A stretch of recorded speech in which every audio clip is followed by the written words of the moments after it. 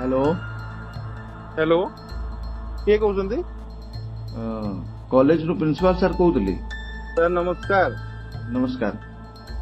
Sir. तुम छुआर readmission ହେଇନି ଏପର୍ଯ୍ୟନ୍ତ। सर ଆଜି ତାର ଶେଷ ଦିନ। ରିଏଡମିशन ଆଜି ଶେଷ ଦିନ। सर सर कौन करवा सर। ତୁମେ ରିଏଡମିशन କରିବାକୁ ପଡିବ। ଆଜି ତାର ଲାଷ୍ଟ ଡେଟ୍ ଆଉ ଅଧଘଣ୍ଟା ଭିତରେ ହିଁ ପେମେଣ୍ଟ କରିବାକୁ ପଡିବ। ରିଏଡମିशन କରିବାକୁ ପଡିବ। सर सर सर ନହେଲେ ଅଧଘଣ୍ଟା ଭିତରେ सर। ନହେଲେ ଛୁଆର ନାଁ କଟିଯିବ। सर सर कौन କରିବାକୁ ପଡିବ କି सर। ଗୋଟେ କାମ କରନ୍ତୁ। ମୁଁ ଗୋଟେ ହ୍ୱାଟ୍ସଆପ ନମ୍ବର ଏଇ ନମ୍ବରରେ ହ୍ୱାଟ୍ସଆପ ଅଛି ତ। सर सर अच्छी जी सर। ଏଥିରେ ମୁଁ ଗୋଟେ ସ୍କାନର ପଠଉଛି କ୍ୟୁଆର सर ସ୍କାନର। ସେଥିରେ सर ତୁରନ୍ତ ଟିକେ ପେମେଣ୍ଟ କରିଦିଅନ୍ତୁ। सर सर केते टंका सर पठेउ। 20,000 ଟଙ୍କା ପଠେଇବାକୁ ପଡିବ। सर सर ଆଜି ଆଜି एते ହିଁ टंका तो ଅଧଘଣ୍ଟା। सर मो पाखे एते टंका तो सर मो पाखे नहीं। ଆରେ ଶୁଣ, ଆଜି ହିଁ ପେମେଣ୍ଟ କର ଆଉ ଅଧଘଣ୍ଟା ଭିତରେ କର। ଯଦି ନ କରିବ ମତେ ପରେ କିଛି କହିବନି। ଛୁଆର ନାଁ କାଟି ଦିଆଯିବ। ବର୍ତ୍ତମାନ ବିଭିନ୍ନ କଲେଜରେ ରିଆଡମିସନ୍ ଚାଲୁଥିବା ବେଳେ ଏହାର ସୁଯୋଗ ନେଇ ନୂଆ ତରିକାରେ ଲୁଟିବାର ଉପାୟ କରିଛନ୍ତି ସାଇବର ଲୁଟେରା। ସ୍ୟାମ୍ ସାଇଟ୍ରୁ ଛାତ୍ରଛାତ୍ରୀଙ୍କ ନାଁ ଏବଂ ନମ୍ବର ଆଣି ଜଣେ ପରେ ଜଣଙ୍କୁ ଟାର୍ଗେଟ୍ କରୁଛନ୍ତି ସାଇବର ଅପରାଧୀ।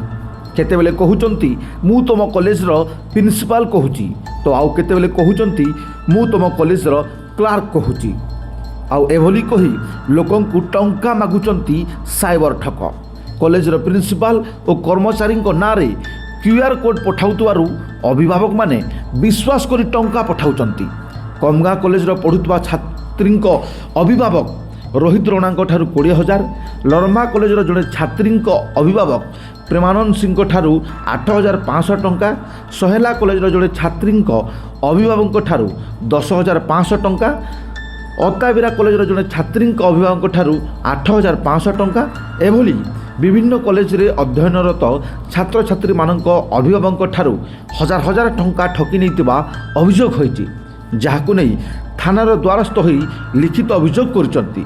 ଅନ୍ୟପଟେ ଏ ଘଟଣା ସାମ୍ନାକୁ ଆସିବା ପରେ ବିଭିନ୍ନ କଲେଜରେ ନୋଟିସ୍ ଦିଆଯିବା ସହ ଏଭଳି ଅନଲାଇନ୍ ପେମେଣ୍ଟ କଲେଜ ମାଗିବାର ନିୟମ ନାହିଁ, କଲେଜକୁ ଆସି ରିଆଡମିସନ୍ ପେମେଣ୍ଟ କରିବାକୁ ସଚେତନ କରାଯାଇଛି। ଏଭଳି ଅନଲାଇନ୍ ପେମେଣ୍ଟ କରନ୍ତୁ ନାହିଁ। ଯଦି ଅଜଣା ନମ୍ବରରୁ ଫୋନ୍ ଆସୁଛି ଓ ଟଙ୍କା ମାଗୁଛି ତାହେଲେ ନିକଟସ୍ଥ ଥାନାରେ ଖବର ଦେବା ସହ ସତର୍କ ରୁହନ୍ତୁ, ସାବଧାନ ରୁହନ୍ତୁ ବୋଲି ବରଗଡ଼ ଏସ୍ପି କହିଛନ୍ତି। ନମସ୍କାର, ମୁଁ ନନ୍ଦିନୀ ନିରୋଧ ପଣ୍ଡା, ଅଧ୍ୟକ୍ଷା ପାର୍ବତୀଗିରି ଓମେନ୍ସ କଲେଜ ବରଗଡ଼। ଆମେ ବି ଅନ୍ୟାନ୍ୟ କଲେଜର ଦେଖୁଥିଲୁ, ସେମାନେ ଫେସବୁକରେ ଛାଡ଼ୁଥିଲେ। ଆମ କଲେଜରେ ହେଇନଥିଲା, କିନ୍ତୁ ଶନିବାର ଦିନ ମୁଁ ଯେତେବେଳେ ଆମର ଇଣ୍ଟରଭ୍ୟୁ ଥିଲା ସେଦିନ କଲେଜରେ, ଘରକୁ ଗଲି 6:30 ମୋ ପାଖକୁ ଗୋଟେ କଲ୍ଟେ ଆସିଲା। ସନ୍ତୋଷ ସାହୁ, ଡଭା ଝାରଖଣ୍ଡର ସେମାନେ। ଆଉ ସେମାନେ କହିଲେ ଯେ ଆମର ଯିଏ ଡିଓ ଅଛନ୍ତି ପ୍ରକାଶ ବାରିକ, ସେ ସେମାନଙ୍କୁ କଲ୍ କଲେ ଆଉ 6,000 ଟଙ୍କା 8 ମିନିଟ୍ ଭିତରେ ଦେବା ପାଇଁ କହିଲେ। ତ ମୁଁ ତାଙ୍କୁ ପୁଣି ପଚାରିଲି ଯେ ତମେ ଯୋଉ ଏବେ ମତେ କଲ୍ କଲ, ତମେ ଦେବା ଆଗରୁ କାହିଁକି କଲ୍ କଲ ନାହିଁ? ସେମାନେ ଭାବିଲେ କଲେଜରେ ତ ପଢୁଛି ଛୁଆଟା, ଆଉ ଯଦି ଆମେ ନ ଦେବୁ, ସେ ପ୍ରକାଶ ବାରିକ ବୋଲି ଯିଏ ଫୋନ୍ କରିଥିଲା ସେ କହିଲା ଯେ ନାଁଟା ସାଙ୍ଗେ ସାଙ୍ଗେ କଟିଯିବ। ସେମାନେ ଡରି ଯାଇଛନ୍ତି ଆଉ ସାଙ୍ଗେ ସାଙ୍ଗେ ଦେଇ ଦେଇଛନ୍ତି।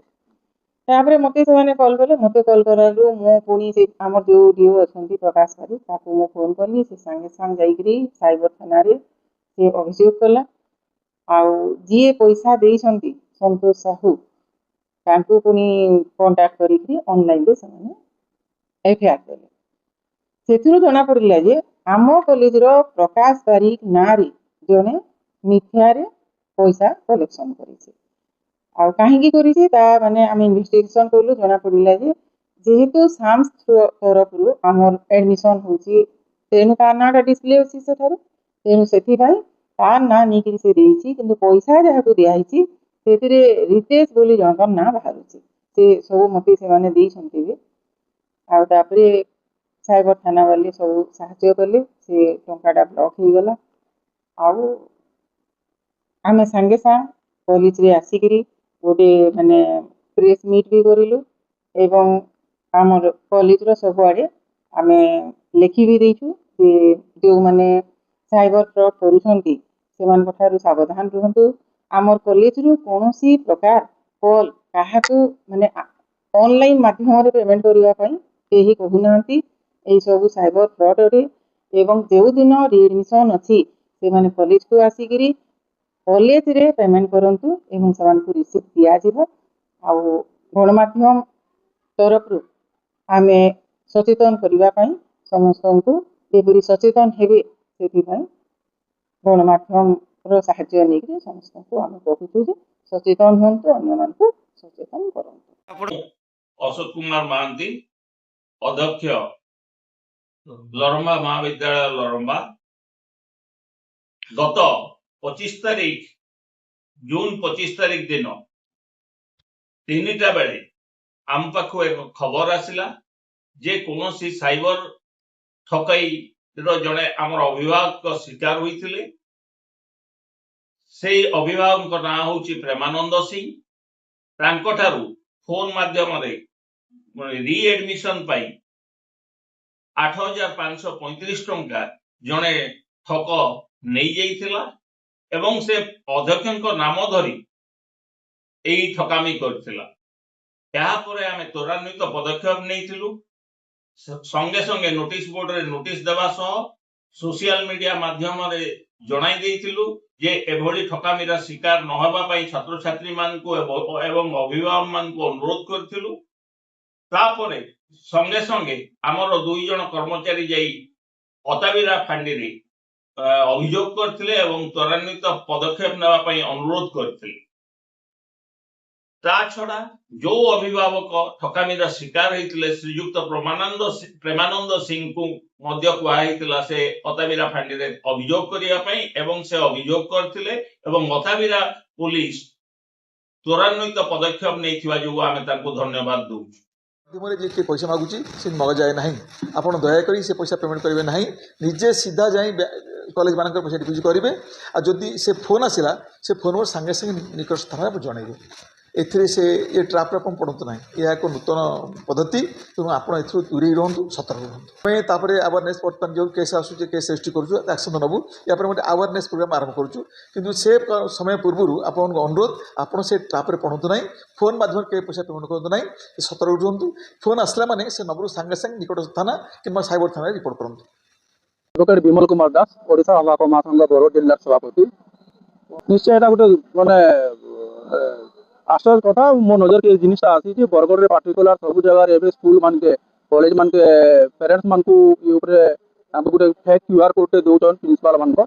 ଆଉ ସେଠି ଆପଣ ପଇସା ପଠଉ ନହେଲେ ଆପଣଙ୍କର ଛୁଆର ରେଡମିସନ୍ ହେଇ ନପାରେ, ନା କଟିଯିବା ବୋଲି କହୁଛନ୍।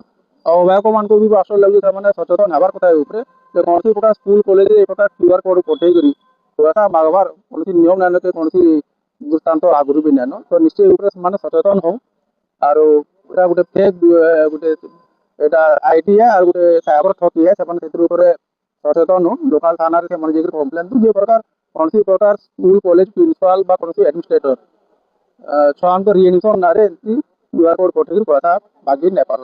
ଯେହେତୁ ଏଇଟା ଗୋଟେ ରାଇଟ୍ ଟୁ ଏଜୁକେସନ ଗୋଟେ ଆମର କଲେଜ ସ୍କୁଲର ଫଣ୍ଡାମେଣ୍ଟାଲ ରାଇଟ୍ ଶିକ୍ଷାଟା। ତ ନିଶ୍ଚୟ ଏ ଉପରେ କାହାରି ଅଧିକାର ନାଇନ ଯେ ତାଙ୍କର ଛୁଆର ନାଁଟା କଟେଇ ଦେବେ। ସେମାନେ ଏ ଉପରେ ସଚେତନ ଲୋକାଲ ଥାନାରେ ଯଦି ଦେଉ ଏଇଟା ଗୋଟେ ଟୋଟାଲ ଗୋଟେ ସାଇବର ଠକେଇ ବରଗଡ଼ ଥାନା ଚାଲିଛି ଏବେ ବିଭିନ୍ନ ସ୍କୁଲ କଲେଜରେ। ତ ମୁଁ ନିବେଦନ କରିବି ଏ ଉପରେ ସମସ୍ତେ ସଚେତନ ହେବା ଜରୁରୀ। ବାରମ୍ବାର ସାଇବର ଠକେଇର ଘଟଣା ଦିନକୁ ଦିନ ସାମ୍ନାକୁ ଆସୁଥିବା ବେଳେ ଏଥିରୁ ବଞ୍ଚିବାକୁ ହେଲେ ସଚେତନ ହିଁ ଏକମାତ୍ର ବିକଳ୍ପ। ସତର୍କ ରୁହନ୍ତୁ, ସଚେତନ ରୁହନ୍ତୁ। ଯଦି ଆପଣଙ୍କ ଅଞ୍ଚଳରେ ଏଭଳି କିଛି ଘଟଣା ଘଟିଛି ତାହେଲେ ଆମ କମେଣ୍ଟ ସେକ୍ସନରେ କମେଣ୍ଟ କରି ଜଣାନ୍ତୁ।